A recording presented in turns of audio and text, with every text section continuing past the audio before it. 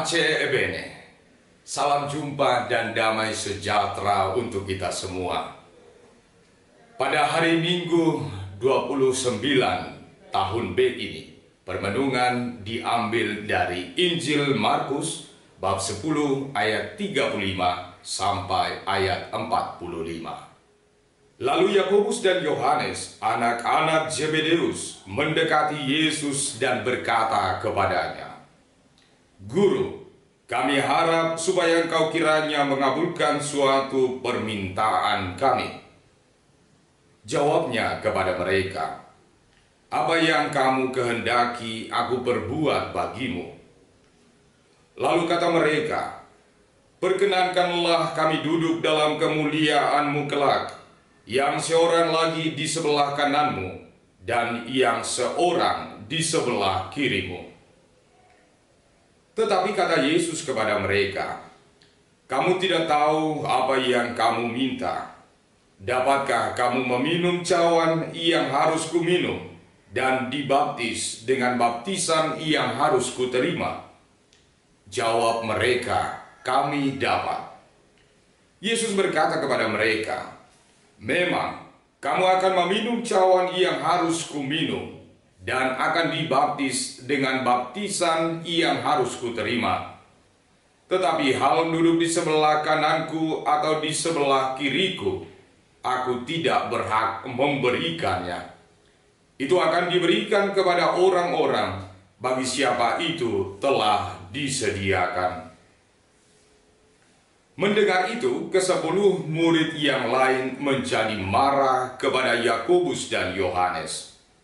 Tetapi Yesus memanggil mereka lalu berkata, "Kamu tahu bahwa mereka yang disebut pemerintah bangsa-bangsa memerintah rakyatnya dengan tangan besi, dan pembesar-pembesarnya menjalankan kuasanya dengan keras atas mereka. Tidaklah demikian di antara kamu. Barang siapa ingin menjadi besar di antara kamu, hendaklah ia menjadi pelayanmu. Dan barang siapa ingin menjadi yang terkemuka di antara kamu, hendaklah ia menjadi hamba untuk semuanya.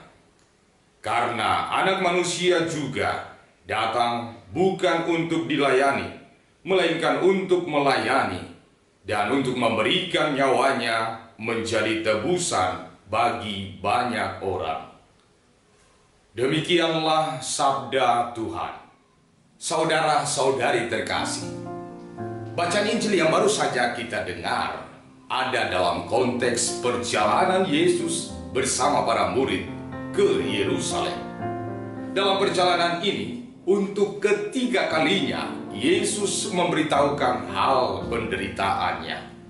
Para murid tentu mendengarkan perkataan itu dan tahu isi dari perkataan itu. Namun kebenaran itu tidak dapat mereka cerna dengan baik. Sebab bagi mereka tidak mungkin Mesias menderita. Tidak mungkin Dia yang membuat banyak mujizat dibiarkan Allah untuk menanggung penderitaan. Keyakinan yang demikian itu tampak dalam permintaan Yohanes dan Yakobus. Mereka mengabaikan penderitaan dan justru mendekati Yesus, serta memohon agar mereka diperkenankan duduk dalam kemuliaannya kelak. Seorang di sebelah kanan dan seorang lagi di sebelah kiri Yesus. Bahkan keduanya menyatakan kesanggupan mereka untuk meminum cawan yang harus diminum oleh Yesus dan baptisan yang diterima oleh Yesus. Singkatnya, kedua murid meminta kuasa untuk memerintah, suatu kuasa yang bisa mereka miliki kelak saat Yesus menjadi raja dalam kemuliaannya. Permintaan ini terdorong dari pengalaman hidup bersama Yesus dan dikuatkan oleh pengakuan Petrus bahwa Yesus adalah Mesias, Anak Allah.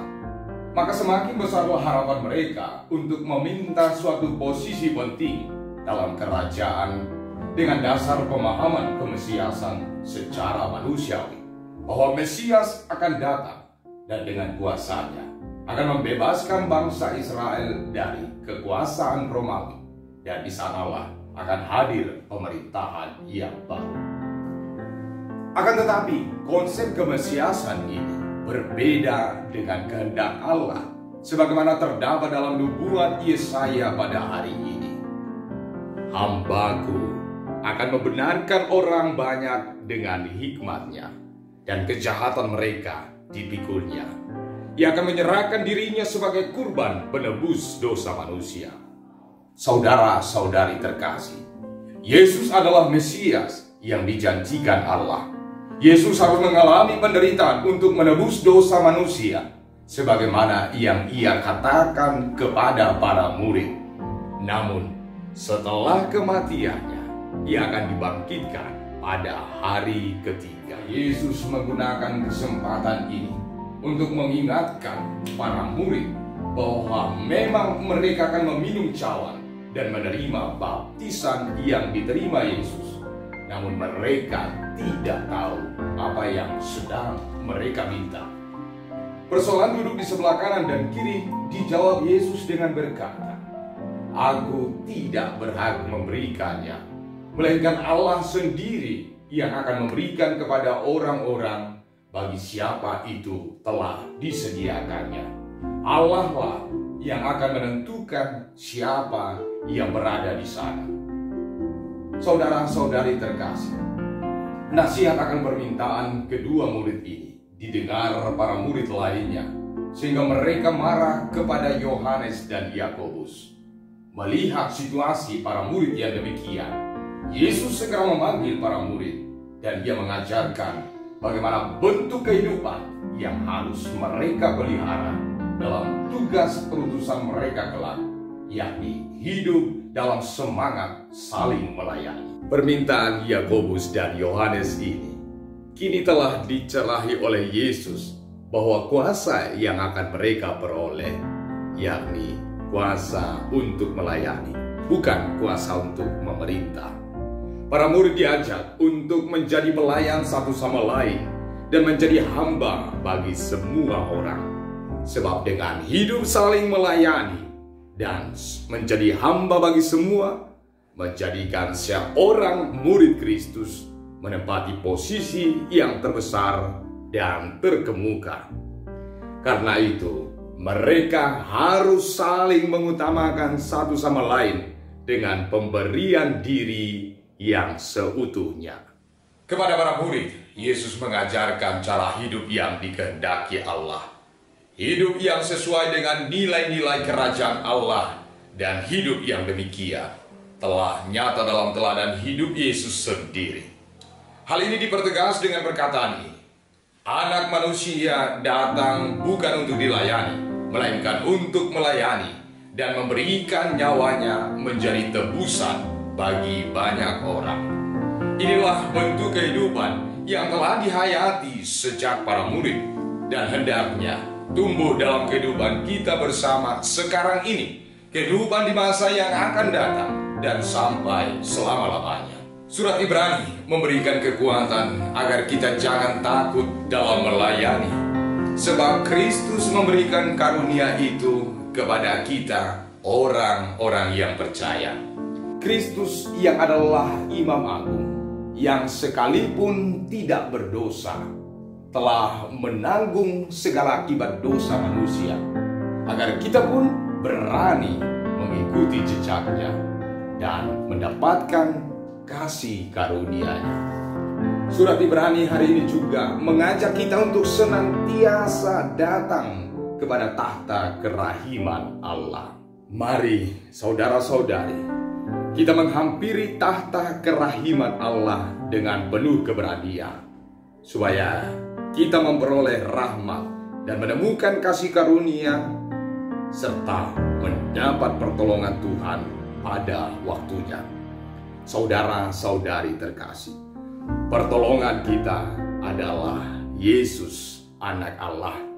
Karena itu, baiklah kita berpegang teguh padanya, sebab padanya ada kasih setia dan penebusan yang berlimpah. Maka pantaslah kita bersyukur bahwa pada saat ini kita diingatkan lagi untuk menekuni pelayanan kita dalam iman, dalam cinta kasih, serta memiliki keberanian untuk menanggung penderitaan sebagaimana Kristus sendiri.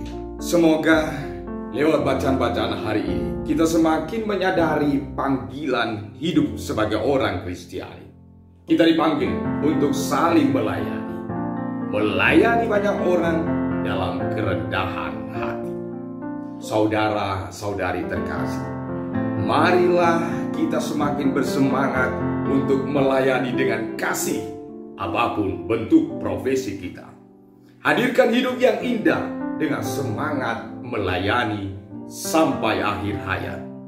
Melayani dalam nama Bapa, dalam nama Putra, dalam nama Roh Kudus. Amin. Tuhan memberkati kita semua. Pace e bene.